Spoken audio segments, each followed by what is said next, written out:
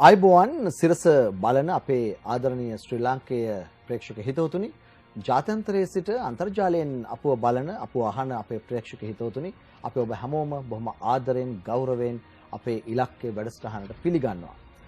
රටේ දේශපාලනයේ ඇතුල් පැත්ත පිටපැත්ත දේශපාලනයේ ඌදේ වෙන්න යන දේ සහ අද තත්ත්වය ගැන අප හැම සතියකම ඉලක්කයක් බවට පත් කර ගන්නවා රටේ දේශපාලන චරිතයක්. අද අපේ රටේ ප්‍රධානම මාතෘකාව කොරෝනා. අනෙක් පැත්තෙන් ආර්ථික අර්බුදය. මේ නිසා මේ කාරණා දෙක සමගින් ශ්‍රී ලංකාවේ අනාගතය කෙබඳුද යන්න පිළිබඳව සාකච්ඡා කිරීම සඳහා අපි අද විශේෂ සාකච්ඡාවක් ඔබ වෙනුවෙන් පවත්වනවා. ඒ අපේ රටේ විපක්ෂ නායක පාර්ලිමේන්තු මන්ත්‍රී සජිත් ප්‍රේමදාස මහතා සමග. අයිබෝවන් විපක්ෂ නායකතුමනි. ප්‍රේමදාස මහත්මයා අප කතාව ආරම්භ කරමින්ම ප්‍රවේශයක් හැටියට මා ඔබෙන් දැනගන්නට කැමතියි. අප මේ ඉන්නේ තාම තීරණාත්මක සන්ධිස්ථානයක එක් පැත්තකින් කොවිඩ් අර්බුදය අනෙක් පැත්තෙන් ශ්‍රී ලංකාවේ ආර්ථික අර්බුදය. අපි ප්‍රවේශයක් හැටියට මා කැමති ආණ්ඩුව මේ මොහොතේ රටේ ජනතාව වෙනුවෙන් මේ කොවිඩ් කළමනාකරණය සම්බන්ධයෙන් ඔබතුමාගේ අදහස රටේ විපක්ෂ නායකවරයා ලෙස දැනගන්න. ආණ්ඩුවක් නිර්මාණය වෙන්නේ ජනතා ආශිර්වාදයෙන්. ආණ්ඩුවක් කියන්නේ ජනතාවගෙත් රටෙත් තාවකාලික භාරකරුවන්. ඒ භාරකාරත්වය තුළ ආණ්ඩුවක් කළ යුත්තේ රටක් හැටියට රට පාලනය කිරීමේදී කාර්යක්ෂමව කාර්යශූරව ඒ කටයුත්ත ඉෂ්ට සිද්ධ කිරීමයි. අපි පිළිගන්නවා කෝවිඩ් කියන්නේ ඉතාමත්ම අසාමාන්‍ය භයානක සෞඛ්‍යමය අභියෝගයක්. ඒ භයානක සෞඛ්‍ය අභියෝගය තුළ ආර්ථික අභියෝග ඇතුළු තවත් අභියෝග රාශියක් නිර්මාණය වෙලා තිබෙනවා. අපිට තිබෙන ගැටලුව වන්නේ මේ කෝවිඩ් ප්‍රශ්නය කළමනාකරණය කිරීමේදී. රජය ඉතාමත්ම අදූරදර්ශී ආකාරයට ඉතාමත්ම දැඩි ලෙස තනි මතයක් අනුගමනය කරමින් විශේෂඥවරුන්ගේ උපදෙස්වලට කන් නොදී මුල සිටම අග දක්වා කෝවිඩ් කළමනාකරණය කිරීමේ ක්‍රියාවලිය ඉතාමත්ම දුර්වල ආකාරයට ක්‍රියාත්මක කරයි කියන එකයි අපේ හැඟීම. ප්‍රගතිශීලී නූතනවාදී විපක්ෂයක් හැටියට අපි අඩුපාඩුවලින් පාඩම් ඉගෙනගෙන දැන් ඉටු කළ යුත්තේ මේ ප්‍රශ්නවලට විසඳුම් සෙවීමයි. ඒ නිසා විවේචනාත්මක පැත්තක් තිබෙනවා. අපි දැන් කාලයක් පුරාවටම විවේචන කරලා තිබෙනවා. ඒවා මම විශ්වාස කරනවා ධනාත්මක ගුණාත්මක හරාත්මක විවේචන හැටියට. එනමුත් විපක්ෂයක් හැටියට සමගි ජන බලවේග පක්ෂය ඉන් ඔබට ගිහිල්ලා රටේ ජනතාව බලාපොරොත්තු වෙන විසඳුම් සැපීමේ තත්වයට ප්‍රවේශ වන්නට ලෑස්ති සූදානම්. විපක්ෂ නායකතුමනි දැන් කොරෝනා අර්බුදය ශ්‍රී ලංකාව මුහුණ පාලා අවුරුද්දක් වෙන්න ගියා. පසුගිය මාර්තු මාසයේ තමයි මේ අර්බුදය මුලින්ම ශ්‍රී ලංකාවේ ජනවාරි පෙබරවාරි 28 වගේ වෙනකොට තමයි අපි හඳුනාගත්තේ. මා ඔබෙන් දැනගන්න කැමතියි විපක්ෂයේ හැටියට මේ ගෙවුණු වසරක කාලය තුළත ඔබලාගේ වගකීම රටේ ජනතාව වෙනුවෙන් ඉටු කළාද විපක්ෂයක් ලෙස මේ කොවිඩ් අර්බුදයේදී ජනතාව ආරක්ෂා කර ගැනීම සඳහා? මම හිතනවා ආරම්භයේදීම රටේ ව්‍යවස්ථාදායකය අපි මන්ත්‍රීවරුන් 225ක් සිටිනවා. රටේ ලක්ෂ 220කට ආසන්න පුරවැසියන් නියෝජනය කරමින්. ඔබතුමා පොඩ්ඩක් පරිශීලනය කරොත් හැන්සාඩ් වාර්තා කොරෝනා අර්බුදය ගැන පාර්ලිමේන්තුවේ ප්‍රථම සහ එකම හඬ මාර්තු මාසයේ පාර්ලිමේන්තුව විසිරීමට පෙර ඒ සමගි ජන බලවේගයේ අපේ හඬයි. මූල් ආරම්භයේ සිටම අපි යෝජනා කරා රජයට මේ කොරෝනා ප්‍රශ්නයට මුහුණ දීමේදී ජනතාව ආරක්ෂා කිරීම උදෙසා ගත යුතු ප්‍රධානතම පියවරයන් ගැනීම. පුංචි උදාහරණයක් කිව්වොත් ඔබ ඉදිරියේ තිබෙන මේ මුවාවරණය. මං හිතන්නේ මුවාවරණ රටේ ජනතාවට ඉහළ ප්‍රශස්ත භාවයකින් යුත් N95 වැනි මුවාවරණ නොමිලේ ලබා දීම ගැන අපි යෝජනා කරනකොට ඒක ගණන් ගත්තේ නැහැ. ඒක ප්‍රතික්ෂේප කරා. ලෝක සෞඛ්‍ය සංවිධානය අවශ්‍ය නැtei කියලා කියනවායි කියලා ඒක හේතුවක් කරගෙන ඒ ප්‍රශ්නයට විසඳුම් ලබා දීමෙන් මගහැරියා. අද ලෝකයේ විශේෂඥ වෛද්‍යවරුන් විශේෂයෙන්ම කියන කාරණාවක් තමයි මේ මුවාවරණ සහ දුරස්ත භාවය බොහෝ ලෙස ඉවහල් වෙනවා මේ කොරෝනා ව්‍යාප්තිය වැළැක්වීමට. ඒ වගේම මගේ මතක හැටියට ජනවාරි මාසයේ අගභාගයේත් 2020 ඒ වගේම පෙබරවාරි මාසයේ මුල් සතියේ අවස්ථා දෙකකදීම රජයට අපි පෙන්නුම් කරලා දුන්නා රටට ඇතුල් වීමේදී යම් යම් සීමා බන්ධනයන් දමලා රට ආරක්ෂා කිරීමේ වැඩසටහනට ප්‍රවේශ වන්නේ කියන කාරණාව. ඒකත් ගණන් ගත්තේ නැහැ. ඉන් සති කිහිපයක් ගත වුණයින් පසුව අපි දැක්කා සෞඛ්‍ය ශාස්ත්‍රයේ භාරව සිටින ඇමතිවරිය බොහොම පැහැදිලි ප්‍රකාශයක් කරනවා කොරෝනා අවසන් කියලා. ඉතින් මේ කරුණු කාරණා දිහා බලනකොට අපි විශ්වාස කරනවා විපක්ෂයේ වපසරිය තුළ අපිට කරන්නට තිබෙන කාර්යභාරය අනතුරු ඇඟවීම, දැනුවත් කිරීම, ලෝක ප්‍රවණතා පිළිබඳව කතා කිරීම, ජනතාවට මේ පිළිබඳව ඍජු සහ වක්‍රාකාරයෙන් දැනුවත් කිරීම, යම් අධ්‍යාපනයක් ලබා දීම. මේ කටයුතු අපි කාර්යක්ෂමව කරයි කියන එක මගේ විශ්වාසය. හැබැයි ප්‍රශ්නයකට තියෙන්නේ බල උන්මාදයෙන් පෙළුණු වෙනස් මතයකට සවන් නොදෙන බොහොම දරදඬු තනි මතය පමණක් අනුගමනය කරන එවන් රාජතාන්ත්‍රික වැඩපිළිවෙලක් තුළ ඇත්ත වශයෙන්ම අපි ඉදිරිපත් කරපු අනතුරු හැඟවීම් වලට කිසිම ඇහුම්කන් දීමක් සිදු වෙන්නේ නැහැ. ඒවායේ ඵල විපාක අද අපේ රටටත් රටේ සමස්ත ජනයාටත් අත්විඳින්න සිදු වෙලා තිබෙනවා. සරිත් මහත්මයා මා කොරෝනා වලම රැඳෙන්නට බලාපොරොත්තු වෙන්නේ නැහැ. මේ අපි ආමන්ත්‍රණය කරන්නේ අපි සාකච්ඡා කරන්නේ රටේ ප්‍රේක්ෂක හිතවතුනි රටේ විපක්ෂ නායකවරයා සමග. මතු දවසක අනාගත නායකයෙක් පිළිබඳව. ඒ නිසා අප කතා කරන මේ භූමියේ දේශපාලනයට එහා ගිය අපට හිතන්න බැරි වෙනත් තැනක අපේක්ෂාවන් බලාපොරොත්තු සහ සැලසුම් විපක්ෂ නායකතුමාගෙන් අපි බලාපොරොත්තු වෙනවා. මා කැමති විපක්ෂ නායකතුමා ඔබෙන් දැනගන්න මා දැකලා තියෙනවා අහලා තියෙනවා සිංගප්පූරුවේ විදේශ කටයුතු අමාත්‍යවරයා විදේශ අමාත්‍ය ලේකම්වරයා ඔවුන්ගේ ආර්ථික කටයුතු සංවර්ධන අමාත්‍යවරු මේ කොරෝනා නිසා ඔවුන්ගේ රටට වෙන බලපෑම පිළිබඳව සංඛ්‍යා දත්ත සහ ප්‍රෙඩික්ෂන්ස් පූර්ව අනාවැකියන් පවසමින් ඔවුන්ගේ රට ආර්ථිකමය සමාජීය සෞඛ්‍යමය වශයෙන් සන්නද්ධ කිරීම සඳහා කරන සැලසුම් ශ්‍රී ලංකාවේ මා මෙතෙක් හඳුනාගෙන නැහැ රජයේ හෝ රජයේ නොවන පාර්ශ්ව වලින් ශ්‍රී ලංකාවට මේ කොරෝනාවෙන් සිදු බලපෑම කොපමණද ඉංග්‍රීසි භාෂාවෙන් කියනවා නම් ඉම්පැක්ට් එක කොච්චරද මේ වසර කොපමණ සංඛ්‍යාවක් අපේ රටේ ආර්ථිකයට බලපෑම් කරාවිද අපේ රටේ සෞඛ්‍ය ක්ෂේත්‍රයේ අයවැයට කොච්චර බලපෑම් කරාවිද අපේ රටේ ඉදිරි කටයුතු සඳහා සංචාරක ව්‍යාපාරය ඇතුළු අනෙකුත් සේවන සඳහා කොයි විදිහටද අපි බලපාන්නේ ඇමරිකානු ඩොලර් මිලියන කොපමණද මෙහි තක්සේරු වගේ එයාද ලෝකෙ දියුණුයි හැබැයි අද විපක්ෂයනුත් ඒ පිළිබඳව තොරතුරු ලැබෙන්නේ තාම අඩුවෙන් ඔව් අපි එකඟයි ඔබතුමාලා පාර්ලිමේන්තුවෙත් ඉන් පිටතත්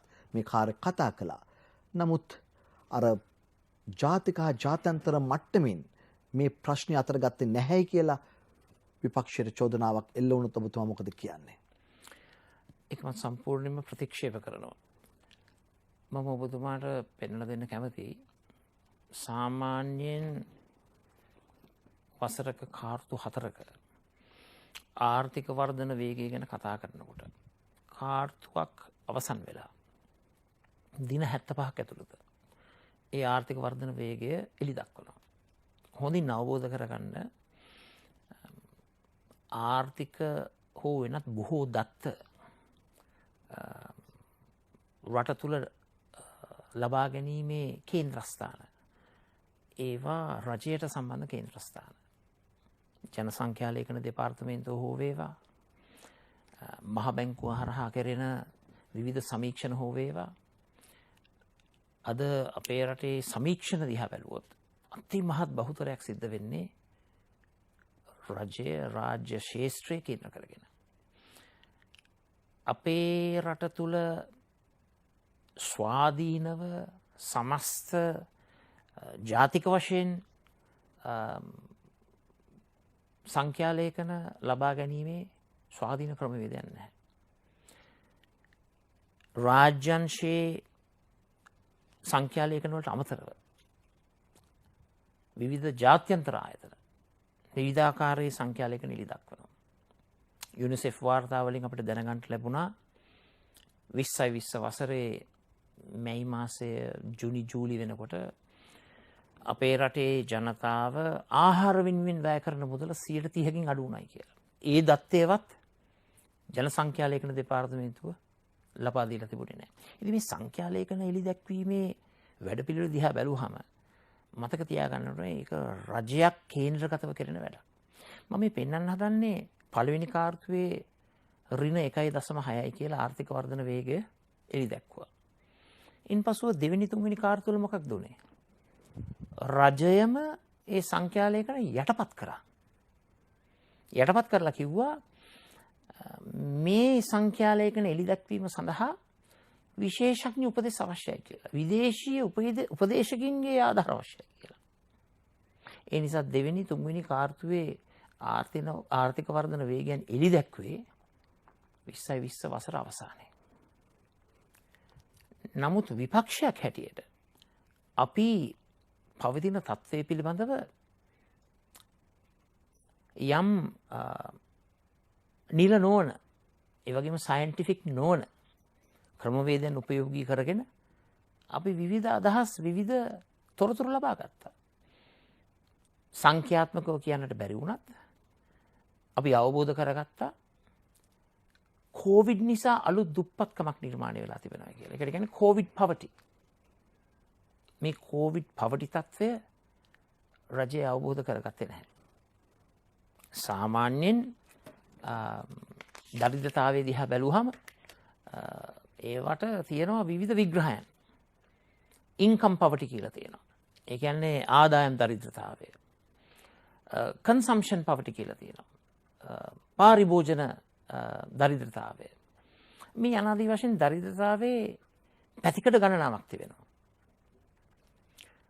කොවිඩ් දරිද්‍රතාවය.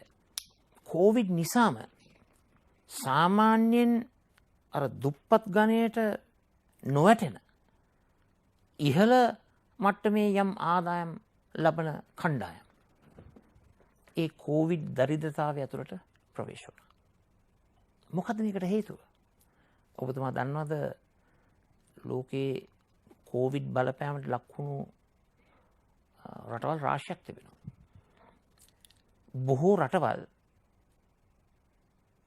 කොවිඩ් නිසා ඇති වුණු ආර්ථික අර්බුදයෙන් ගොඩ එන්නට ෆිස්කල් ස්ටිමියුලස් පැකේජ් එකක් දියත් කළා. මූල්‍ය උත්තේජක පැකේජ් එකක්. මොකද අපේ රටේ ක්‍රියාත්මක වුණු මූල්‍ය උත්තේජක පැකේජ් එක. ෆිස්කල් ස්ටිමියුලස් පැකේජ් එකක් ලබා දෙන්නට රජය අපොහසත් වුණා. ඇයි? 2020 වසරේ අගභාගයේ සමාවෙන්න 2019 වසරේ අගභාගයේ තීන්දුවක් ගත්තා.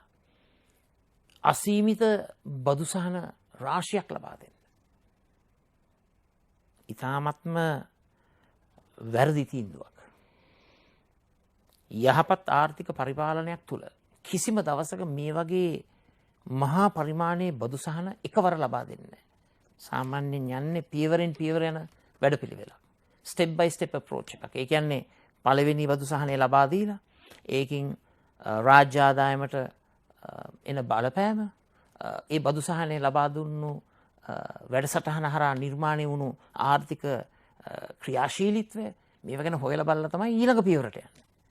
එකවරම ලබා දුන්නා රුපියල් බිලියන 700ක් බදු සහන.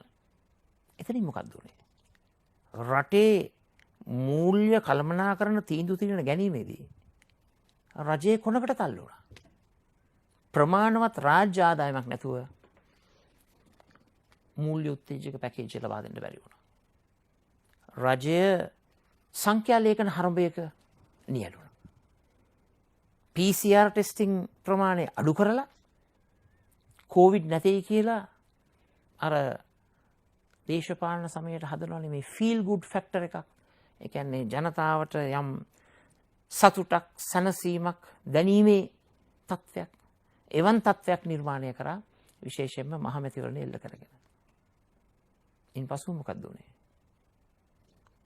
මිනුවන්ගොඩ පොකුරද පෑලියගොඩ පොකුරද මේ අනාදී පොකුරු ගණනාවක් එක්ක දෙවෙනි රැල්ල නිර්මාණය වුණා.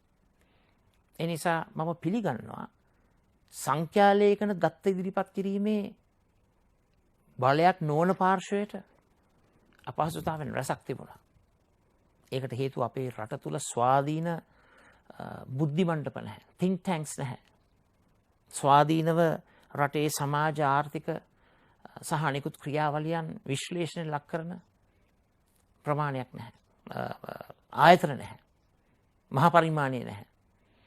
අපිට සිද්ධ වෙනවා රාජ්‍ය දත්ත සහ රාජ්‍ය නොවන සංවිධාන ඒ වගේම ජාත්‍යන්තර සංවිධානවල දත්ත මත යැපෙන්නට. දැන් උදාහරණයක් වශයෙන් ගත්තොත් සමහර වෙලාවක සෞඛ්‍ය අමාත්‍යාංශය තමන්ගේ ප්‍රතිපත්තිය පදනම් කරන යුනිසෙෆ් ආයතනය ලබා දෙන සෞඛ්‍යමය දත්ත මත.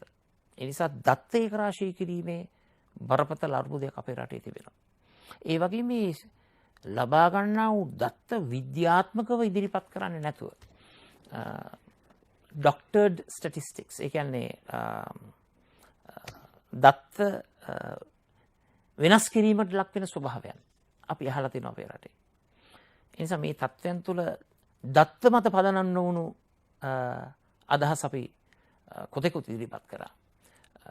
දත්ත මත පදනම් වුණු සිංගප්පූරුවේ වැඩපිළිවෙල අපිට ක්‍රියාත්මක කරන්නට බැරි වුණු බව අපි පිළිගන්නවා. හැබැයි සිංගප්පූරුවේ දත්ත සියල්ලක්ම ඉදිරිපත් කරේ රාජ්‍ය පාර්ශ්වයෙන් විරුද්ධ පාර්ශ්වයෙන් නෙමෙයි රාජ්‍ය පාර්ශ්වයෙන් යුතුයකම ඉෂ්ට කරා. අපේ රටේ තියෙන ප්‍රශ්නේ තමයි දත්ත ජිල් මාට් වලට ලක්වීම. ඒක බොහොම අසතුටුදායක තත්ත්වයක්. හොඳයි. හිතවතුනි අපි මිනිත්තු කිහිපයක් එක දිගට සාකච්ඡාවේ සජිත් ප්‍රේමදාස විපක්ෂ නායකතුමා සමග කතා කරා. සමහරක් කාරණා සම්බන්ධයෙන් ඔබ නිවසේ සිට එකඟ වන්නට පුළුවන්. සමහරක් සජිත් ප්‍රේමදාස මහත්මයාගේ කාරණා සම්බන්ධයෙන් ඔබට එකඟ නොවන්න පුළුවන්. එය ප්‍රජාතන්ත්‍රවාදී රටක නිදහස් නිවහල් සිතුම් පැතුම් සහ අදහස් වමාරු කර ගැනීමේ වටපිටාව තුළ ඔබට තිබෙනවා. හැබැයි රටේ මහජනතාව නියෝජනය කරන මාධ්‍ය ආයතනයක මහජනතාව නියෝජනය කරන මාධ්‍ය වේදිකයක් ඇටියට ඔබේ සිතේ පළපැදියම් වෙච්ච ප්‍රශ්න කවුරු හෝ ජනතා නියෝජක ඉදිරියේ බය නැතුව අහන්න අපට වගකීමක් තියෙනවා. ඒ නිසා මම සජිත් මහත්මයාගෙන් මේ ප්‍රශ්නේ අහනවා.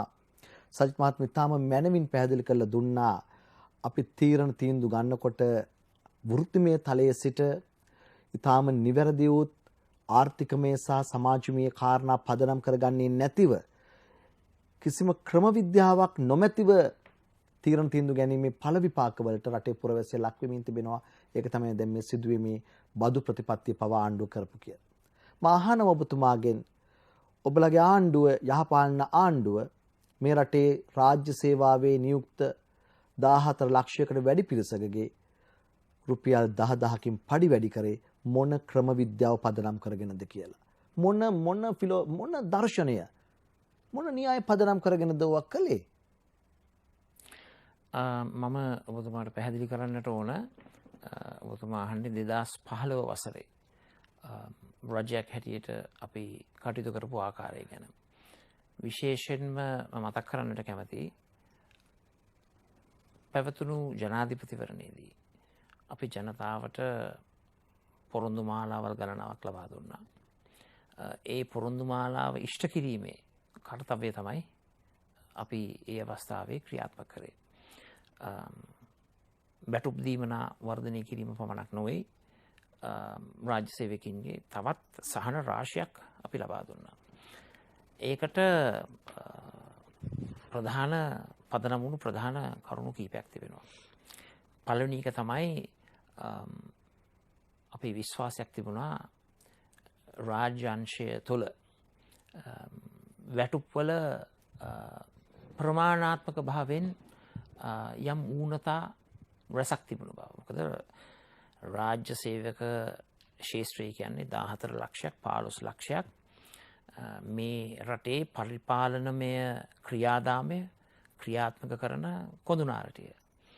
ඕනම රජයක් ප්‍රතිපත්තිමය තීන්දුව ගන්නකොට මේ රටේ නාගරික සහ ග්‍රාමීය මට්ටමේ රට තුළ පළාත් 9ක දිස්ත්‍රික්ක 25ක ප්‍රාදේශීය බල ප්‍රදේශ 332ක හැම ග්‍රාම සේවා වසකම 14022ක ඒ වගේම රටේ තියෙන ගම්මාන 51300ක මේ ක්‍රියාදාමය ක්‍රියාත්මක කරන්නේ රාජ්‍ය අංශය. අපි දුටුවා ඒ අයගේ යම් අසතුටක් යම් ආදායම්වල විෂමතාවයක් ඌනතාවයක් ඒ පදනම ඒ තත්ත්වය කේන්ද්‍ර කරගෙන තමයි රාජ්‍ය ශේෂ්ත්‍රයේ දිරිගන්වල රාජ්‍ය ශේෂ්ත්‍රය ශක්තිමත් කරලා අපේ ප්‍රතිපත්තිමය වැඩ කටයුතු ක්‍රියාත්මක කිරීමේ අදිටයින් තමයි ඒ තීන්දුව ගත්තේ. ඒ වගේම රාජ්‍ය ශේෂ්ත්‍රයේ වැටුප් ලබා දීමට අමතරව වැටුප් වර්ධනය කිරීමට අමතරව අපි මූල්‍ය උත්තේජක රසක් ලබා දුන්නා රටේ ආර්ථික ක්‍රියාවලිය ශක්තිමත් කරන්න. ඇත්ත වශයෙන්ම කේන්සියන් කියන ආර්ථික දාර්ශනිකයා කියලා තියෙනවා ඇග්‍රිගේට් ඩිමාන්ඩ් මැනේජ්මන්ට් තියරිය තුළ රටට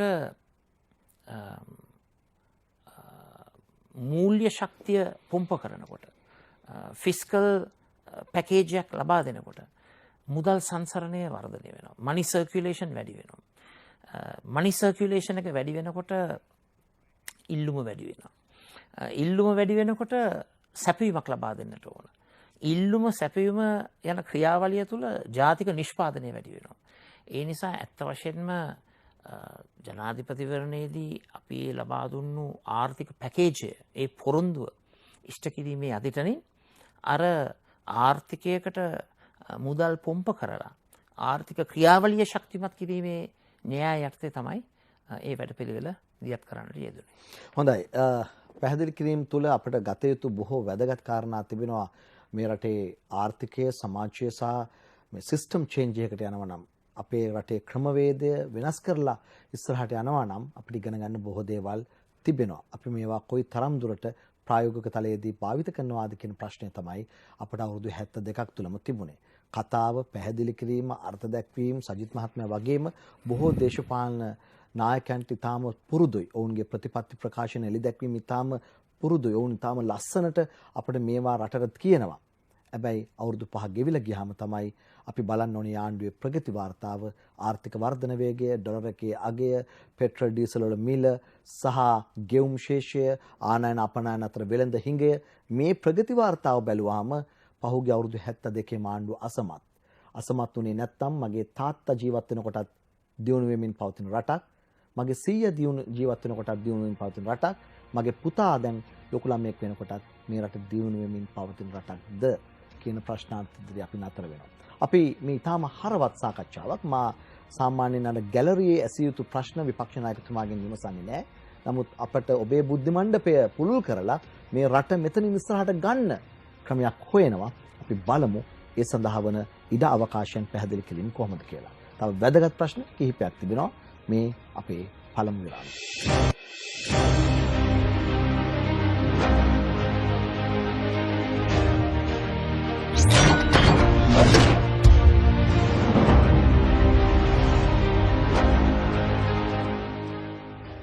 ඕනම පුද්ගලයෙක්ගේ ඕනම පවුලක ඕනම ගමක ඕනම නගරයක ඕනම රාජ්‍යයක වැදගත්ම දේ තමයි ආර්ථිකය. පර්ස් එකේ සල්ලි නැත්තම් නිශ්චිත ආදායමක් පවුලට නැත්තම් පවුලේ සමගිය කඩා වැටෙනවා. සොර සතුරු බිය ඇති වෙනවා. ප්‍රශ්න ඇති වෙනවා. එය බුදුහාමුදුරු පවා චක්කවර්ති සීහනාද සූත්‍රයේ කියලා තියෙනවා. මා විපක්ෂ නායකතුමනි අපේ රටේ ආර්ථිකය තමයි හැම තැනටම මුල් වෙන්නේ. දියුණු ආර්ථිකයක් තිබ්බනම් ලෝකයට අතපාන්නට අවශ්‍ය නැහැ. ප්‍රශ්න ගොඩක් අපිට විසඳ ගන්න පුළුවන්. හැබැයි ඇයි විපක්ෂ නායකතුමනි ඔබේ පියා රට කරන කාලෙත් ඔබ පුංචි කාලෙත් අදත් හෙටත් අපි මේ ප්‍රශ්න ආර්ථිකමය වශයෙන් අපි හිර වෙන එක එන්නේ වැඩි වෙලා තියෙනවා. ඒ කියන්නේ මේ සිස්ටම් එකේ අවුලක් තියෙනවා. සමහරු කියනවා නියෝ ලිබරලිසම් ගැන, නව ලිබරල් වාදය ගැන. ඔබේ යහපාලන ආණ්ඩුවක සමාජ වෙළඳපොළ අර්ථ ක්‍රමයක් මේ රට හඳුන්වා දෙනවා කියලා. අපේ රටේ ආණ්ඩුක්‍රම ව්‍යවස්ථාවේ තියෙනවා ශ්‍රී ලංකා ප්‍රජාතාන්ත්‍රික සමාජවාදී ජනරජය කියලා. ඇයි විපක්ෂ නායකතුමනි අපි මේ තරම් ආර්ථිකමය වශයෙන් දුර්වලව බවට පත් වෙලා තියෙන්නේ? මම පුංචි නිවැරදි කිරීමක් කරට කමක් නැද්ද? කරුණාකරලා. අපේ රට දැන් ලෝකයේ හඳුන්වන්නේ මැදි ආදායම් රටක් හැටියට. හැබැයි මං හිතන්නේ මීට මාස ගණනාවකට පෙර low middle income country එහෙම නැත්නම් අඩු මැදි ආදායම් රටක් හැටියට ආපහු රීක්ලැසිෆයි වුණා. ආපහු ශ්‍රේණිගත වුණා. කෙසේ වෙතත් මම බොහොම පැහැදිලිව දකින දෙයක් තමයි අපේ ආර්ථික ප්‍රතිපත්තියේ නිවැරදි ගමනක් මේ මෑත කාලයේ සිදු වෙලා නැහැ. බොහෝ දෙනෙකුගේ න්‍යායාත්මක පසුබිම් තුළ එක වෙලාවක නවලිබරල්වාදී කොනකට රටගෙන යනවා. තවත් වෙලාවක මධ්‍යස්ථ ගමනක් යනවයි කියලා ලුම්පන් ධනවාදය නිර්මාණය කරන වැඩසටහනක ලියැලෙනවා. මම එකග වෙනවා ඔබතුමත් සමග. බොහෝ දෙනෙක් ආර්ථික වර්ධන වේගය ගැන ලොකුවට කතා කරලා තියෙනවා. නමුත් ඔබතුමා දන්නවද 2016 ජනසංඛ්‍යා දෙපාර්තමේන්තුවේම දත්තවලට අනුව රට ලබන ජාතික ආදායමෙන් වැඩිපුරම කොට්ටාසයක් භුක්ති විඳින්නේ මේ රටේ පොසත් පරපුර. මගේ මතක හැටියට දල වශයෙන් 53%ක් 54%ක් රටේ ජාතික ආදායම භුක්ති විඳින්නේ පොසත්ම 20%. දුප්පත්ම 20% භුක්ති විඳින්නේ ජාතික ආදායමෙන් 4.5ක් ඒ වගේ ප්‍රමාණයක්. එතකොට මේ අපි හැමෝම කතා කරන ආර්ථික වර්ධන වේගයේම තිබෙනවා අසමතුලිත භාවයක්. ඒක සමබර නැහැ. ඒක සමානාත්මතාවයේ පදනම් කරගත් ආර්ථික වර්ධනයක් නෙවෙයි. growth with equity නෙවෙයි. ඒක growth with imbalances. අසමානාත්මතාවයකට තුඩු දෙන ආර්ථික වර්ධන ක්‍රමවේදයක් තමයි ක්‍රියාත්මක වෙලා තිබෙන්නේ. ඇත්ත වශයෙන්ම රටක් ප්‍රගතිශීලී ගමනක්, දියුණු ගමනක්, සංවර්ධිත ගමනක් යන්නට අපි කටයුතු කීපයක් කරන්නට ඕන. එකක් තමයි ධනය උත්පාදනය කිරීම. දැන් කොමියුනිස්ට් චීනය පවා පිළි අරගෙන තිබෙනවා. ධනය උත්පාදනය කරන්නට ඔය අන්තවාදී සමාජවාදී ආර්ථික මොඩල හරියන්නේ නැහැ. කොමියුනිස්ට් චීනය පවා පිළි අරගෙන තිබෙනවා නිදහස් වෙළඳපොළ ආර්ථිකය තමයි රටක ධනය උත්පාදනය කරන්නට තිබෙන හොඳම ක්‍රමවේදය. ධන උත්පාදනය කියන්නේ wealth creation. එතකොට මුදල් සම්පත් ධනය කියන එක අපි නිපදවන්නට ඕන. ඒ සඳහා නිදහස් වෙළඳපොළ බලවේග ක්‍රමවේදය ෆ්‍රී මාකට් මෙකනිසම් එක පාවිච්චි කරන්නට ඕන. හැබැයි ඒ ධනය සම්පත් නිර්මාණය වුණයින් පස්සේ ඒක බෙදී යාමේදී සමාජ සාධාරණත්වය, යුක්තිය, යුතුයකම, සමානාත්මතාවය පෙරදරි කරගෙන සම්පත් සහ ආදායම් බෙදී යන්නට ඕන. ඉංග්‍රීසියෙන් කියන්නේ equitable redistribution of income and wealth. මෙන්න මේ ප්‍රතිපත්තිය, මෙන්න මේ වෙළඳ පොළ ආර්ථික බලවේග සහ සමාජ සාධාරණත්වයෙන් මුදුන්පත් කරගත් සමාජ ප්‍රජාතන්ත්‍රවාදී ක්‍රමවේදය තමයි සමගි ජන බලවේගයේ අපේ ගමන, අපේ අරමුණ. ඒ වැඩපිළිවෙල තුළ අපි බොහොම පැහැදිලිව අවබෝධ කරගෙන තිබෙනවා. කුමන න්‍යායක් අනුගමනය කරත් එය ක්‍රියාත්මක වෙන්නට ඕනේ මහ පොළොවේ. ඔබතුමා හරි. බොහෝ දෙනෙක් ප්‍රකාශන ඉදිරිපත් කරලා තිබෙනවා. නිවේදන ඉදිරිපත් කරලා තිබෙනවා. ಜಾති අමතලා තියෙනවා. මේ හැම ක්‍රියාවලියක් තුළින්ම අපි හොඳයි, අපි සරුයි, අපි සතුටුයි කියලා පාලකයෝ Tamanටම කියා ගන්නවා. නමුත් ඒක මහ පොළොවේ ක්‍රියාත්මක වෙන්නේ නැහැ. මොකද ඒකට හේතුව? කොපමණ ප්‍රතිපත්ති සම්පාදනය කරත් නිපුණතාවයන් වලින් ඉහළ, දැනුවත්කමින් කුසලතාවයන් වලින් හෙබි ක්‍රියාත්මක වීමේ යාන්ත්‍රණයක්, ඉම්ප්ලිමෙන්ටේෂන් මැෂිනරි එකක් රට තුළ නිර්මාණය වෙලා නැහැ. මොකද ඒකට කරන්නට ඕන? ඒකට අපි රජයක් වටා උගතුන්, බුද්ධිමතුන්, වෘත්තීයවේදීන්, දක්ෂයින්, විෂයානුබද්ධව පරිණත දැනුමක් කුසලතාවයක් තිබෙන කණ්ඩායම් එකතු කරගෙන ප්‍රතිපත්ති සම්පාදනය කරනවා පමණක් නෙවෙයි. කාල වකවානු කාල සටහන් සහිතව. ඒකට කියන්නේ ටයිම් ටාගටඩ් කියලා. ඉලක්ක සම්පූර්ණ කිරීමේ ජාතික ක්‍රියාවලියක්. ඒක ජාතික මෙහෙවරක්. මුළු රටම එක්සේසත් වෙන විදිහට ක්‍රියාත්මක කරන්නට. මේක රජයකින් විතරක් කරන්නට බෑ. මේකට අපිට ජනතා ශක්තියත් අවශ්‍යයි. මේ ඉලක්ක පිළිබඳව ජනතාවගේ පිළිගැනීමක් තිබෙන්නට ඕන. මේ ගමන අපි රටක් හැටියට යනවායි කියන විශ්වාසයක් තියෙන්නට ඕන. ක්‍රෙඩිබිලිටි එකක් තියෙන්නට ඕන. ඒ වගේම මුළු රටම සියලුම ජන කොට්ටාස, ජාති, ආගම්, කුලමල, පන්ති, පක්ෂ, ගෝත්‍ර ඔය ભેද නොතකා එක යාන්ත්‍රණයක් තුළ එකට එකතු වෙලා මේ ජාතික ඉලක්ක සහිත කාලවකවානු සහිත ගමන ක්‍රියාත්මක කරන්නට ඕන. ඉතින් රොෂාන්, මම ආඩම්බරකමකින් තොරව මම පැහැදිලිවම කියන්න කැමතියි ඒ නිපුණත්වයේ, දක්ෂතාවයේ, කුසලතාවයේ තිබෙන ඒ දක්ෂයෝ කණ්ඩායම සමගි ජන බලවේගයේ සතුව තිබෙනවා. ඒ වගේම රටක් සංවර්ධිත ඉදිරි පිම්මක් පැනීමේ ඒ ගමන ක්‍රියාත්මක කරන්නට අපි සතුව ඒ දර්ශනයක් තිබෙනවා කියන එක අපේ හැඟීම. මම කැමති ගමේ හන්දියේ තැඹිලි කපන මහත්තයෙක්ගේ ප්‍රශ්නයක් කුණු එකතු කරන මහත්තයෙක්ගේ නෝන කෙනෙක්ගේ ප්‍රශ්නයක් ඔබතුමාට දාන්න. ඔබතුමාගේ මේ දර්ශනය ඔය ඉන්න පාර්ලිමේන්තුවේ 225 හෝ ඔබේ නාම යෝජනා දුන්නු පාර්ලිමේන්තු කණ්ඩායමත් එක්ක කරන්න පුළුවන්ද? මෙහෙමයි. ඔය දක්ෂයෝ දොතන ඉන්නේ. දක්ෂයෝටද නාම යෝජනා දුන්නේ. මේ වගේ ප්‍රශ්න ගමේ අය අහනවා අපේ. ඒ වගේම අහනවා එහෙමනම් සජිත් මහත්තයා කියන විදිහට එහෙනම් කොච්චර හොඳද අපේ රට හදන විදිය? හරිම ෂෝක්න සජිත් මහත්තයා කතා කරපු විදිය. අන්න ඒ විදිහට රට හදන්න ඕනේ. හැබැයි ඡන්දෙට ගියාම උදව් කරන මිනිහට සලකන්න ඕනේ ඡන්දෙන් දින්නේ පස්සේ. මනාප ක්‍රමයේ ඇතුලේ මිනිස්සු දේශපාලකයෝ ඔක්කොම අසරණ වෙලා. ණයට දුවන්නේ කාර්යකේ විපක්ෂයට ගියන් පස්සේ. පස්සේ ආණ්ඩුවට අපම අපි බලා ගන්නම් කියනවා. මේකින මජර ඩීල් සුදු කරපටි තමන්ගෙම මිතුරන්ට, තමන්ගෙම පවුලට, තමන්ගෙම කාට කරගැනීමේ ඒ දේශපාලන සංස්කෘතිය ශ්‍රී ලංකාවේ නයින් කරන්න තාක් සක්කරන මේ වයිමාවත් මේ ආණ්ඩු කරන්න බැහැ කියලායි රටේ පුරවැසියෝ කියන්නේ. ඔබතුමා එකඟද මේ මගේ කාරණාවට? එකගයි. එහෙමනම් මහත්මයා වෙනස් කරන්න. අපි වෙනස් කරන්නේ කොහොමද? මම පොඩි කරුණු සිස්ටම් චේන්ජ් එකට යන්නේ කොහොමද?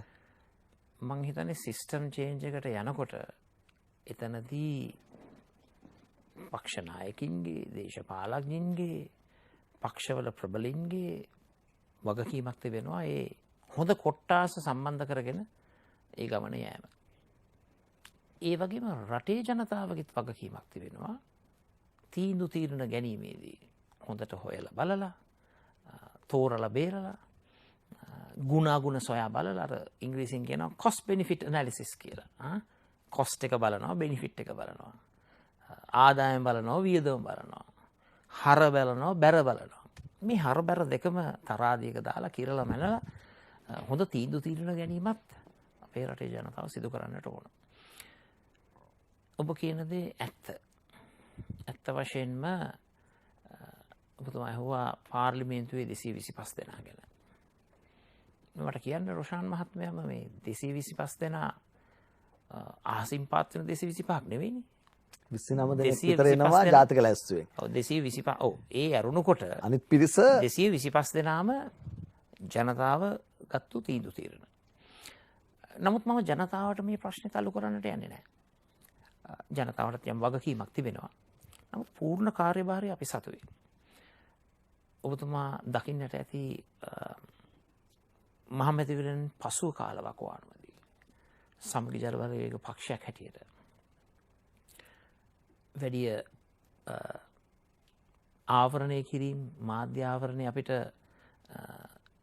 බොහෝ මාධ්‍ය ආයතන වලින් නොලැබුණත් මාධ්‍ය ආයතන කිහිපයකින් අපිට ලැබෙනවා. අපේ පක්ෂය වටා එකතු කරගත්ත කණ්ඩායම කුසලතාවයන් වලින් හෙබි සුදුසුකම් තිබෙන දක්ෂයෝ ප්‍රවීණයෝ ගණනාවක් අපිට එකතු කරගන්නට පුළුවන්කම ලැබුණා.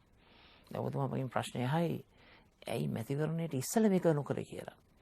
මම ඔබතුමාට දැනුවත් කරන්නට ඕන සමගි ජන බලවේගය කියන පක්ෂය ලියාපදිංචි කරලා අපි යන්නට ගියේ එක ගමනක්. අපි හිටපු පාර්ශවයත් එක්ක. නමුත් අවසාන මොහොතේ ඒ එකට යන්න තිබුණු ගමන විවිධ කඩාකප්පල්කාරී ක්‍රියාවන් නිසා නිර්මාණය වුණේ නැහැ. මගේ මතක හැටියට මාර්තු මුල් සතියේ මතකෙන් මං කියන්නේ දෙවෙනිදා කොහෙද විසිරෙව්වා. 12-19 අතර නාම යෝජනා දුන්නා.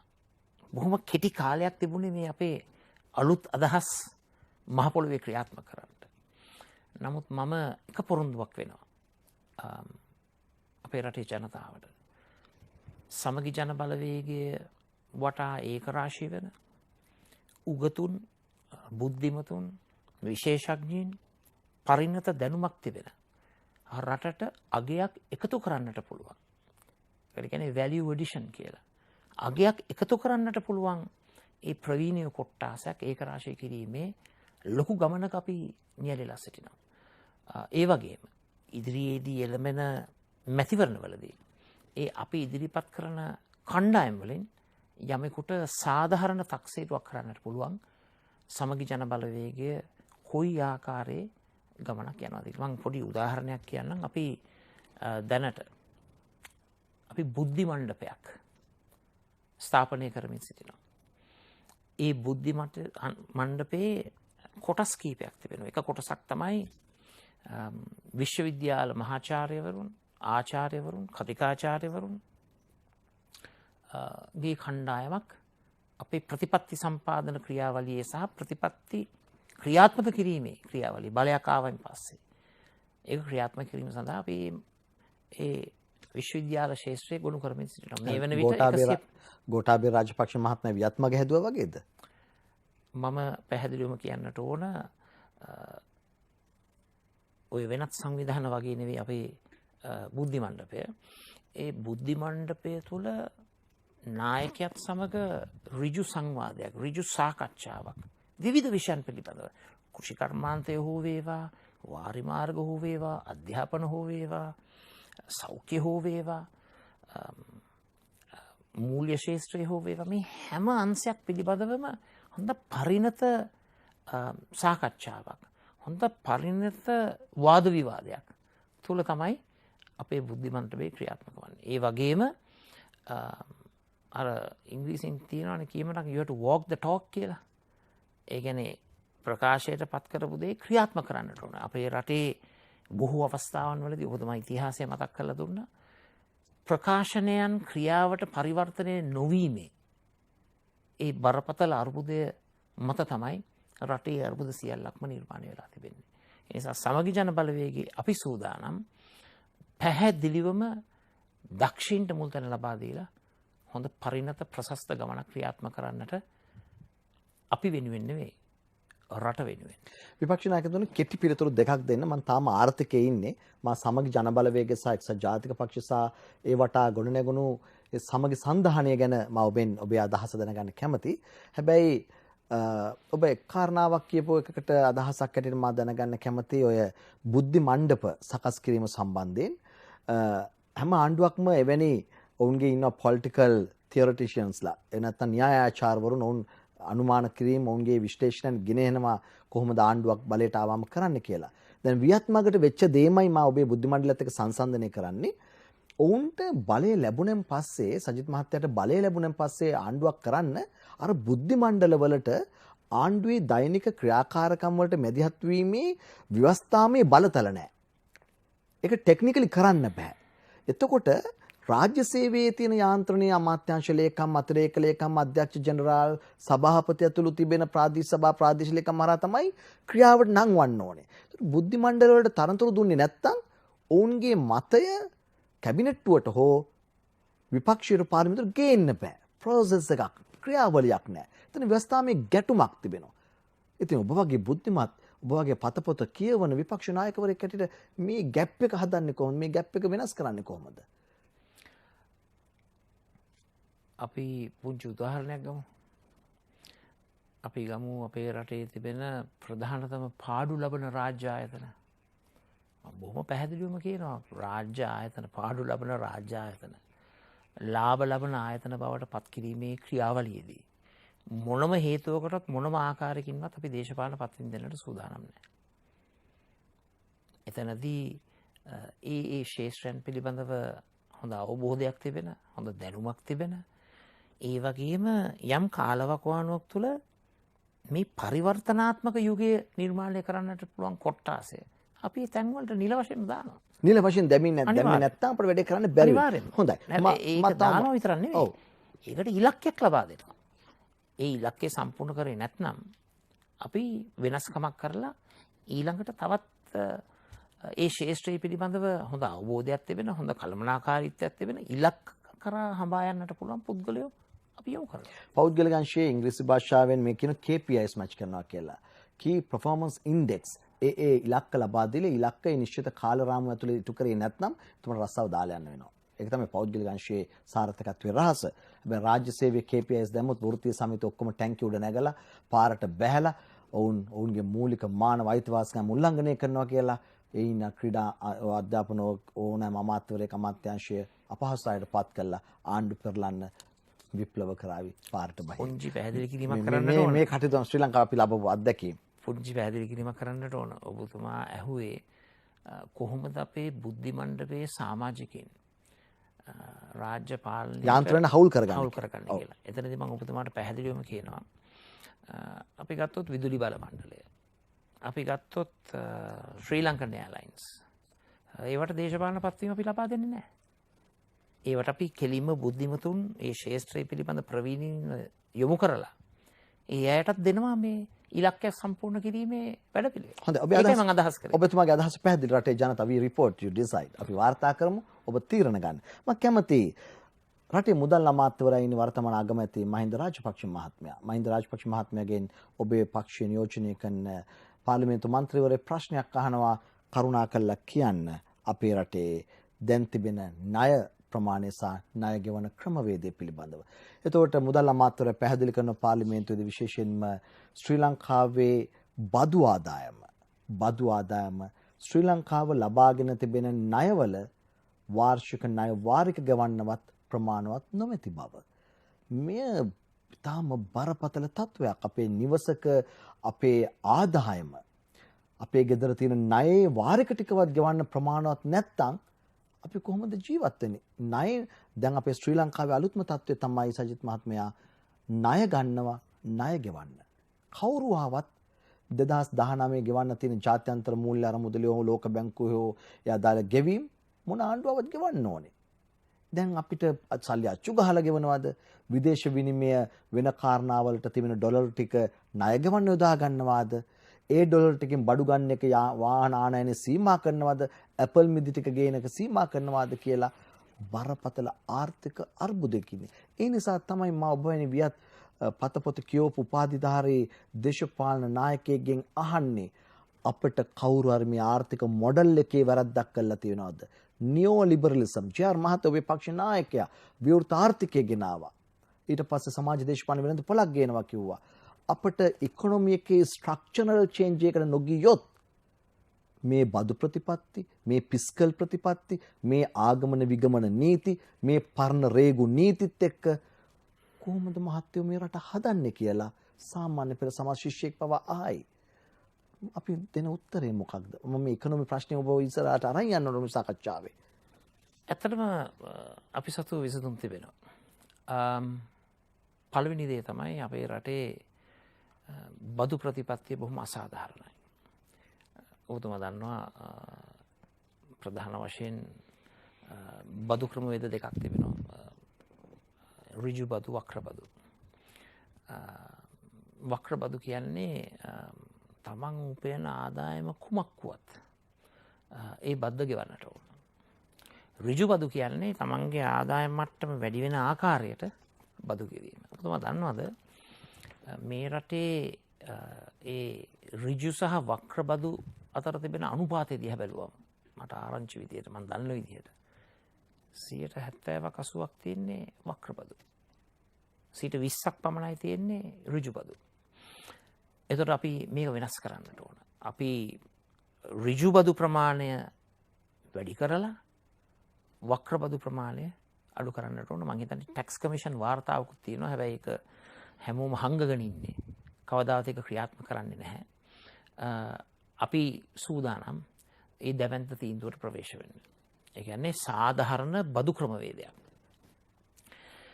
ඒ වගේම මම ඔබතුමාට කියන්න කැමතියි රජයක් තුල කාර්යක්ෂම ඉතිරි කිරීම කියලා දෙයක් කරන්නට පුළුවන්. ඒකට කියන්නේ efficiency savings. මුළු රාජ්‍ය ශාස්ත්‍රයේම දිහා බලන්නට ඕන. රාජ්‍ය ශාස්ත්‍රයේ කැප කරන මූල්‍ය සම්භාරය මොනවටද යන්නේ? මොන ව්‍යාපෘති වලටද යන්නේ? ඒ වැය කරන ව්‍යාපෘති වලින් ප්‍රතිලාභයක් කොපමණද?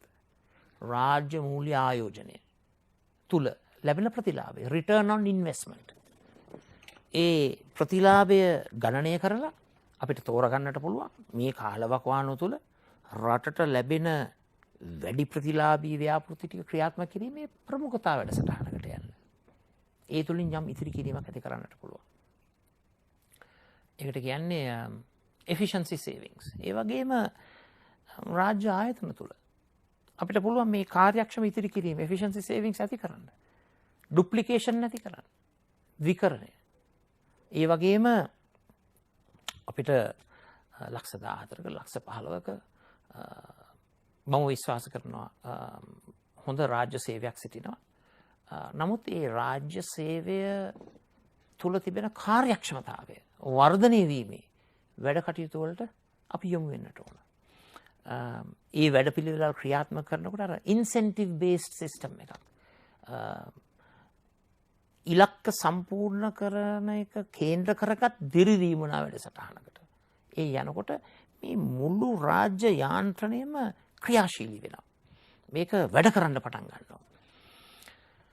ඒ වගේම අපි රටක් හැටියට අපේ ඉතිරි කිරීමේ ප්‍රතිශතය අපි වර්ධනය කරන්නට ඕන. රොෂන් දන්නවද 60 ගණන් වල 70 ගණන් වල 70 ගණන් වල දශකවල ජපානයේ කොහොමද ආසියාවේ ආර්ථික ව්‍යාග්‍රය ඉකොනොමික් ටයිගර් බවට පත් වුණේ? රටක් හැටියට ඉතිරි කිරීමේ ප්‍රතිශතය වර්ධනය කරා. ඉතිරි කිරීමේ ප්‍රතිශතය වර්ධනය වෙනකොට ඒව ආයෝජනය වෙනකොට නියත වශයෙන්ම ආර්ථික වර්ධන වේගය ඉහළ යනවා. මම මේ කියන කතාව ක්‍රියාත්මක කිරීම ලේසි පහසු දෙයක් නෙවෙයි. ඒක මම පිළිගන්නවා. ඒ වගේ මේක සුන්දර ක්‍රියාවක් නෙවෙයි. නමුත් මේ දේ කළ යුතුයි. එය ඉටු විය යුතුයි.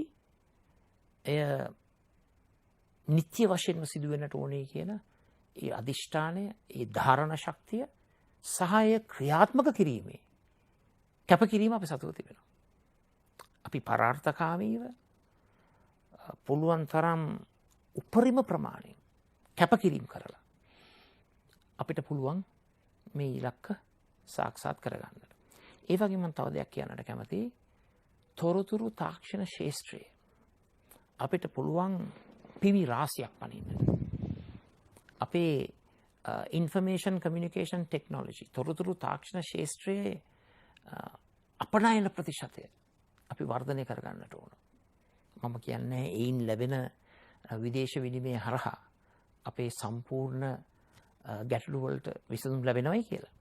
නමුත් මේ ක්‍රියාවලියන් ඇතුළුව වර්තමාන යථාර්ථයන් අපි හොඳට අවබෝධ කරගන්නට ඕන. රුපියලේ අවප්‍රමාණය තුළ රටේ තිබෙන පොලි අනුපාතය තුළ රුපියලයාගේ දෝලනය වෙන ආකාරයට අපි කරන්නා වූ අපනයන ආදායම් නැවතත් වරක් අපේ රටට ඍජුවම ලැබෙනවද නැද්ද කියන කාරණාව තුළ අපිට පුළුවන් යම් ක්‍රමෝපායික සූක්ෂම ක්‍රියාවලියක යොමු වෙලා අපේ රට නිවැරදි මාර්ගයට ගන්න.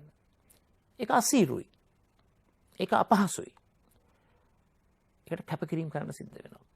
කැපකිරීම කිරීමේ ආදර්ශය අපි රජයේ ඉහළින්ම ලබා දෙන්නට බලාපොරොත්තු වෙනවා. රටේ නායකත්වයට පුළුවන් නම් කැපකිරීම කරලා රටට ආදර්ශයක් වෙලා මේ තමයි අද රටේ තත්ත්වය. මේ ගමන තමයි අපි යා යුත්තේ. මේක සමගි ජන බලවේගයේ පමණක් නෙවෙයි. රටේ ලක්ෂ 220ම එක හඬින් එක ගමනින් එක ඉලක්ක සහිත මේ ගමන යා යුතුයි කියන තනි අදිෂ්ඨානයක් සතුව මේ ගමන අපි ක්‍රියාත්මක වෙනවා නම් ඒ වගේම සූරීන් වගේ ඉලක්ක සම්පූර්ණ කරනවා නම් මං හිතන්නේ දැන් තිබෙනා වූ ඒ අන්ධකාරී චිත්‍රය ඒක සත්‍යයක්. ඒක යථාර්ථයක්. මම පිළිගන්නවා. අපිට අන්ධකාරයේ කතරම් තිබුණත් අර පුංචි ආලෝකයක් දිස් වෙනවා. ඒ ආලෝකය කරා රටට පියන ගන්නට හැකියාව තිබෙනවා. හොඳයි. ඊටාම ධනාත්මක ප්‍රවේශයක් සහ අපේ නැනස තව තවත් පුළුල් කරනවා මේ සාකච්ඡාව ඇතුලේ අපිට හිතන්න ගොහෝ දේ යෝජනා කරන ඔබ කාර්යාලයක ලිපිකරුවෙක් නම් මුරකරුවෙක් නම් රියදුරෙක් නම් ඔබ රජයේ සේවකයෙක් නම් පෞද්ගලික අංශයේ කෙනෙක් නම් ඔබට ඔබේ පවුලට වගේ මේ රටට අපි පැය 24ම වැඩ කළා කරන්න පුළුවන් බොහෝ දේ තිබෙන කොරියාව, ජපානය, වියට්නාමය, මැලේසියාව ජයගත්තේ එමයයි. මගේ දෙවන විරාමය ලබා ගැනීමේ අවස්ථාව මා සූදානම් විපක්ෂ නායකතුමා සමග ඊළඟ වටේට යන්න. අපි මේ අභියෝග ජයගන්නේ කොහොමද? අපිට විවේචනය කරන්න පහසුයි, ක්‍රියාත්මක කරන්න අපහසුයි. අපි බලමු ධනාත්මකව අපි අපේ රට හදාගන්න. විරාමයක් නැවත අප ඉලක්කයෙන් ඔබව හමු.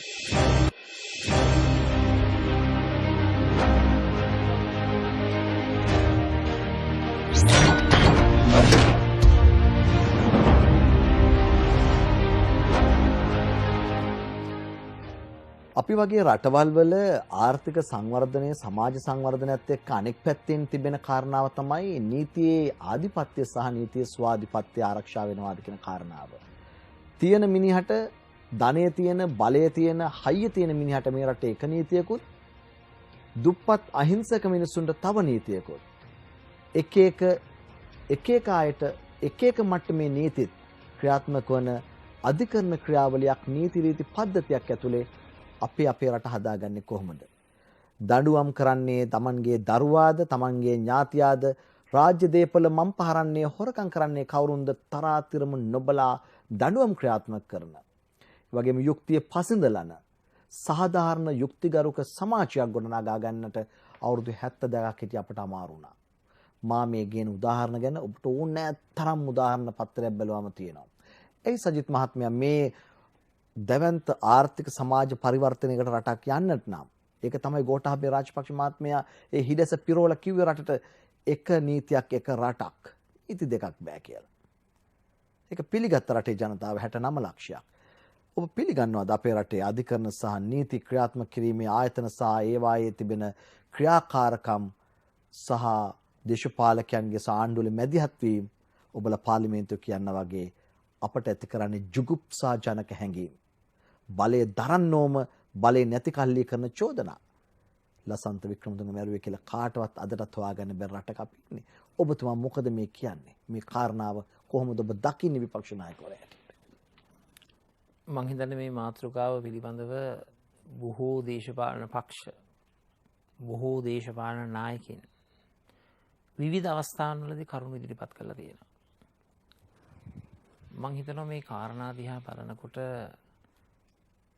පුරවැසියන්ට අද මේ මාතෘකාව විහිළුවක් බවට පත් වෙලා තිබෙනවා. විපක්ෂයේ ඉන්නකොට එක අදහසක්, රාජ්‍ය බලය ලැබෙනකොට අදහස් වෙනස් වීමක්. මම අර කිව්වා වගේ මේ රටේ ප්‍රශ්නවලට විසඳුම් ලබා දීමේදී, ගැටලු සමතයකට පත් කිරීමේදී, රට ඉදිරි ගමනක් යෑමේදී මම කිව්වා ප්‍රධාන ගැටලුවක් තියෙනවා කියලා. ඒක තමයි අර කියන දේ නොකිරීම. කියන දේ කරන්නේ නැහැ.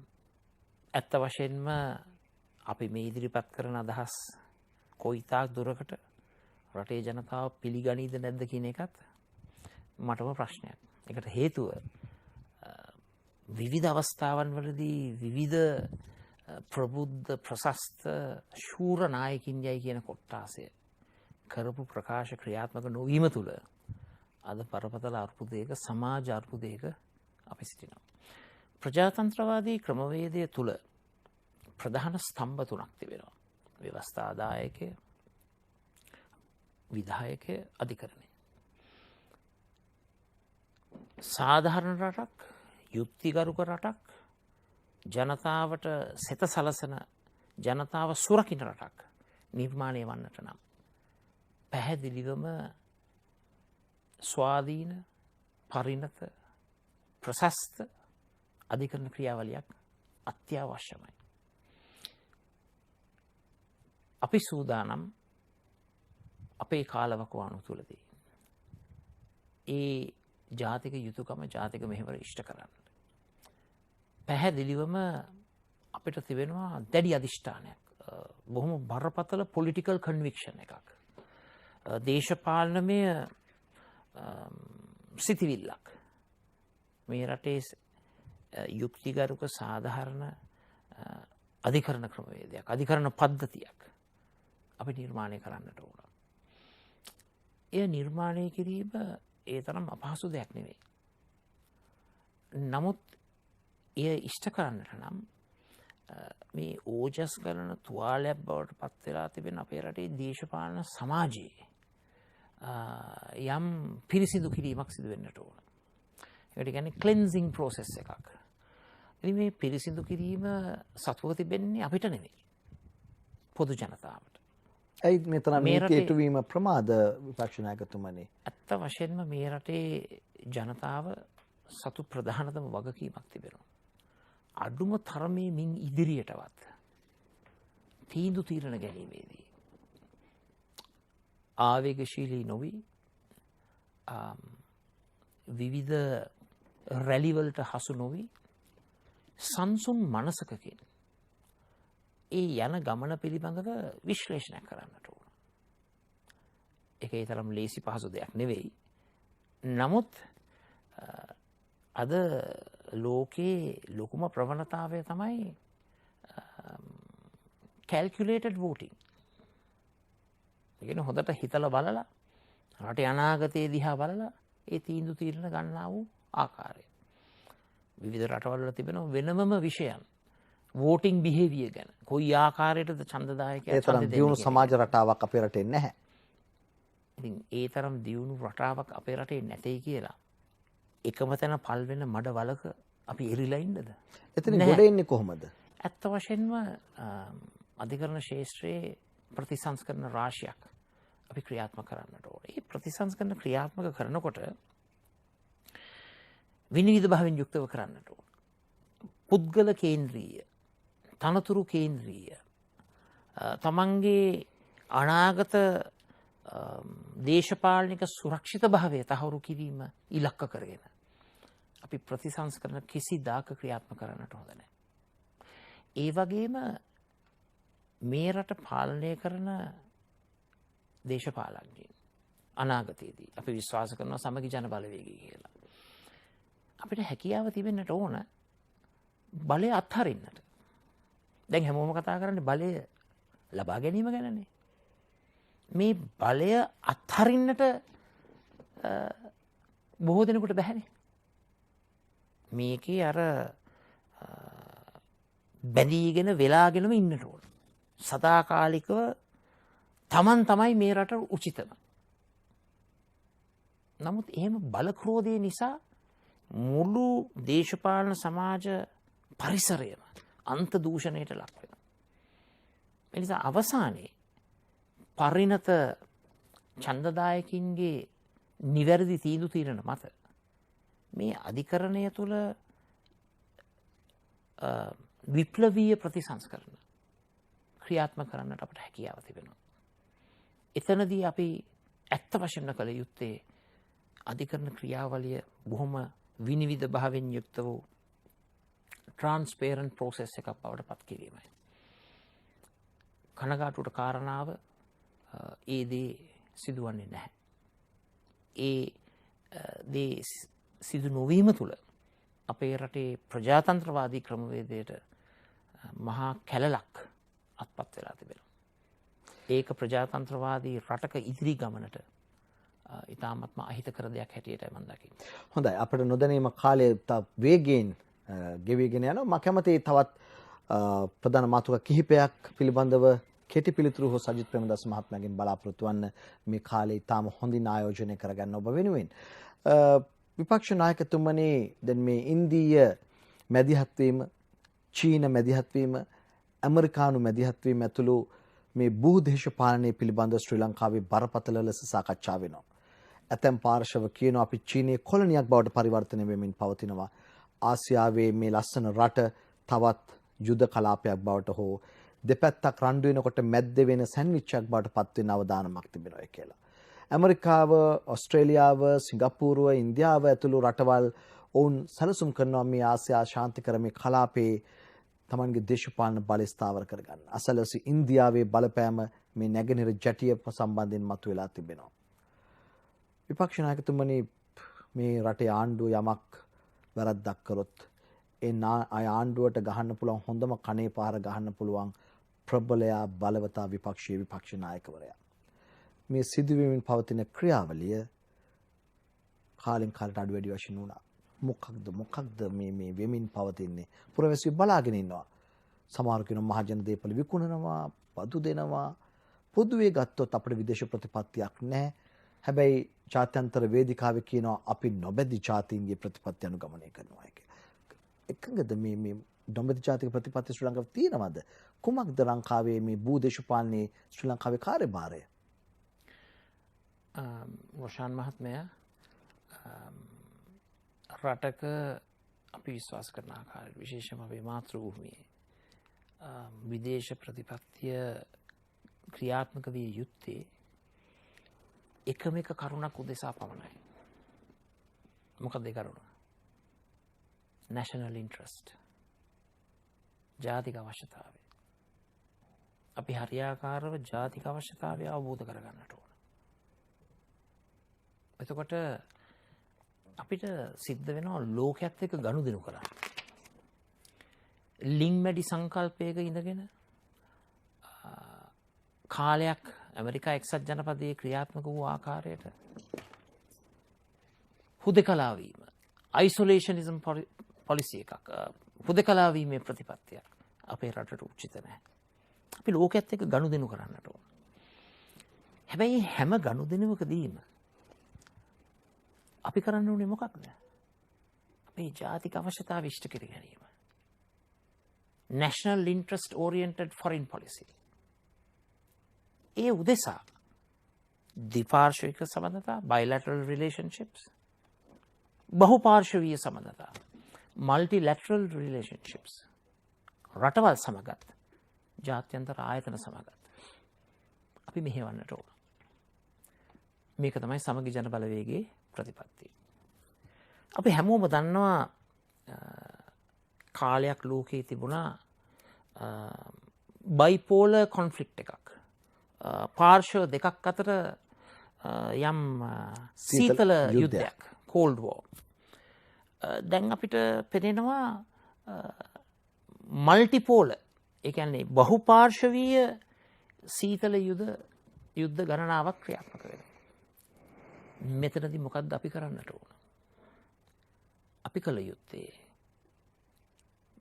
බහුපාර්ශවීය සමඳතාවයන් තුළින් ද්විපාර්ශවීය සමඳතාවයන් තුළින් both bilateral and multilateral relationships ඒවා හසුරුවන්නට ඕන අපේ රටේ වාසියට. බොහොම පැහැදිලි.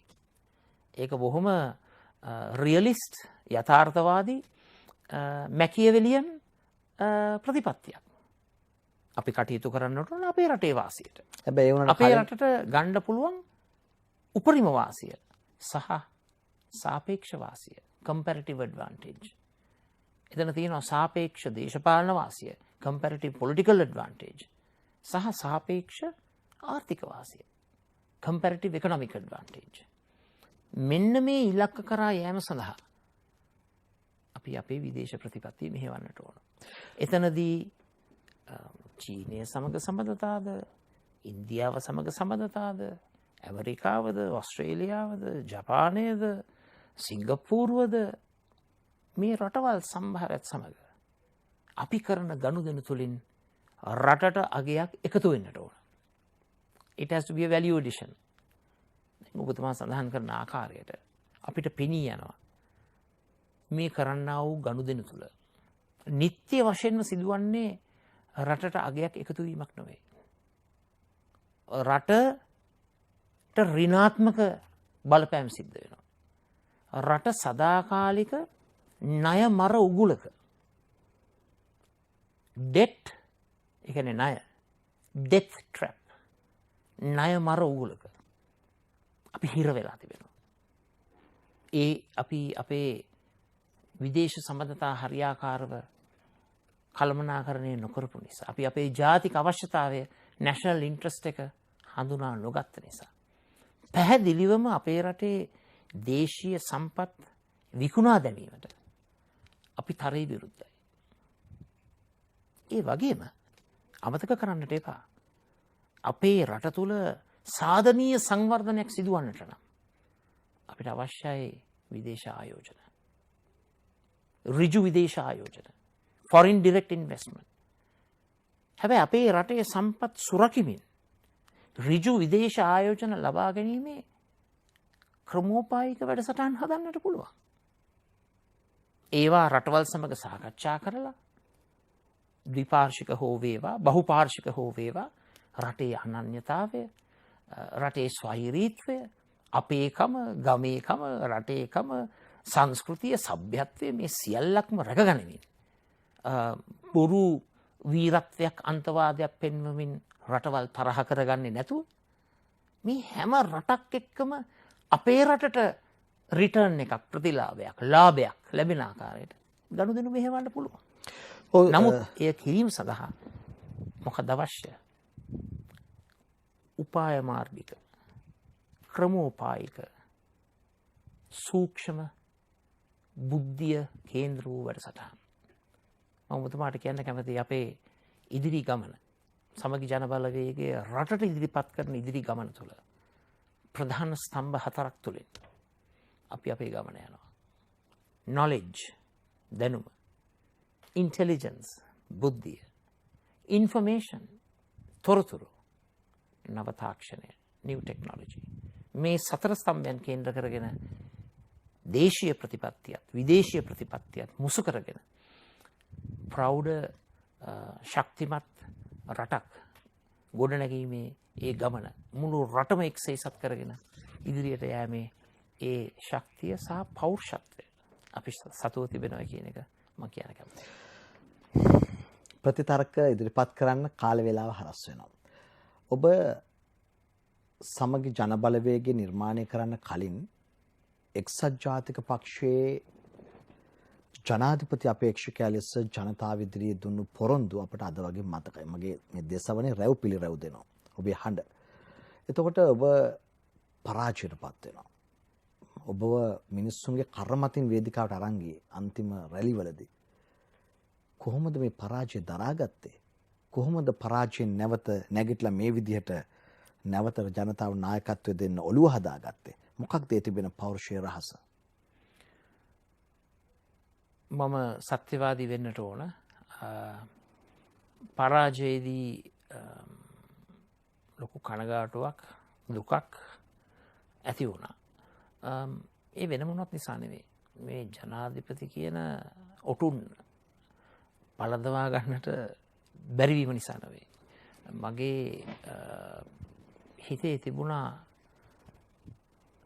අසීමිත ආසාවක් රටට සාධනීය වැඩක් කරන්න. රට තුළ ගුණාත්මක හරාත්මක ජනතාවට ප්‍රතිඵලදායි වෙනසක් ඇති කරන්න. ඒ අවස්ථාව අහිමිවීම තුළ ඒ ඇතිවුණු කනගාටුව අසීමිතයි. නමුත් මම සතුටු වෙනවා විශේෂයෙන්ම මගේ ජීවිත කාලය තුළ විශේෂයෙන්ම මගේ විශ්වවිද්‍යාල අධ්‍යාපනයෙන් පසුව මගේ පියාගේ අභාවයත් සමග දේශපාලනයට ප්‍රවේශ වෙලා තරුණ කාලයේ කරපු ඒ සියලුම කැපකිරීම තුළ මම ජනතා සේවයෙන් තොර ගමනක් මම ඇවිල්ලා නැහැ. ඒ නිසා මම හිතුවා අලුත් වැඩපිළිවෙලක් තුළින් අපි රට ඉදිරියට ගෙන යන ගමන ක්‍රියාත්මක කරන්නට ඕන. රොෂාන්, අපි කෝවිඩ් ගැන හුඟක් කතා කරනවානේ. කෝවිඩ් වලට COVID-19 වැනි වෛරස ලෝකයේ ප්‍රචලිත වීම, කෝවිඩ් හෝ වේවා, SARS, ඉබෝලා, එහෙමත් නැත්නම් මිඩල් ඊස්ටර්න් රෙස්පිරටරි සින්ඩ්‍රෝම් MERS හෝ වේවා, මේ විවිධාකාරයේ වෛරස අවසානයේ නිර්මාණය වීමට තුඩු දෙන හේතු කරුණු කාරණා අපේ පරිසරය සුරකින්නට අපි කටයුතු නොකිරීම. ඒක තමයි අවසානයේ මේ හැම දෙයක්ම එන පොදු තැන, common denominator එක. විශේෂයෙන්ම මම හිතාගත්ත මේ අලුත් ගමන තුළ පරිසරයට මුල් තැන ලබා දීලා, පරිසර සුරක්ෂිත භාවය, පරිසරය රැක ගැනීම, ජෛව විවිධත්වයට මුල් තැන ලබා දීලා, පරිසරය සුරකිමින් සංවර්ධනය, තිරසර සංවර්ධනය අපේ ප්‍රධාන තේමාව කරගෙන ඒ ගමන ක්‍රියාත්මක කරන්නට. මම කියන්න කැමති අපේ ගමන තුළ ප්‍රජාතන්ත්‍රවාදයට අපි මුල් තැන දෙනවා. අදහස් වලට ඉඩ දෙනවා. යෝජනා වලට ඉඩ දෙනවා. නමුත් යෝජනා අදහස් තුළින් පෝෂණය වෙන අපේ ප්‍රතිපත්තිය ක්‍රියාත්මක කිරීමේදී එය දැඩි ලෙස අපි ක්‍රියාත්මක කරනවා. ඉංග්‍රීසියෙන් කියමනක් තියෙනවා, achieving your objectives through surgical precision. Surgical precision.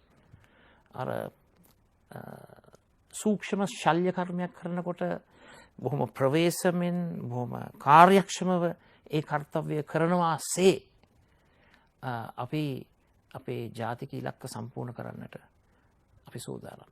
අවසානයේදී හෝම කියන්නට කැමති පරිසර කේන්ද්‍රීය, පරිසර සංරක්ෂිත භාවය, සුරක්ෂිත භාවය, ජෛව විවිධත්වය ආරක්ෂා කරන, biodiversity protection, ecological enhancement යනාදී ප්‍රතිපත්ති අනුගමනය කරමින් තිරසර සංවර්ධන රටාවක් තුළින් මම ප්‍රාර්ථනා කරනවා අපිට COVID-19 ජයග්‍රහණය කරන්නටත් පුළුවන් රටක් හැටියට හැමෝම එක්සේසත් වෙලා අපි ඒ කර්තව්‍ය කරමු. ඒට සමාන්තරව මේ ඇති වී තිබෙන මහා අවිනිශ්චිත, පීඩනකාරී, හිංසනකාරී ආර්ථික ප්‍රපාතයෙන් ගොඩ එන්නට අපි හැමෝම රටක් හැටියට එක්වෙමු කියන යෝජනාවක් මම ඉදිරිපත් කරනවා. බොහොම ස්තුතියි සජිත් ප්‍රේමදාස මහත්මයා. අපේ සමුගන්නට සූදානම්ම ඉලක්කයෙන්. අද අපේ කතානායකයා වුණේ විපක්ෂ නායක සජිත් ප්‍රේමදාස මහතා. බොහොම ස්තුතියි මේ මොහොතේ අප ආහාරෙන්දී සිටියාට. ලබන සතියේ යලි හම්බෙමු. සුබ රාත්‍රියක්.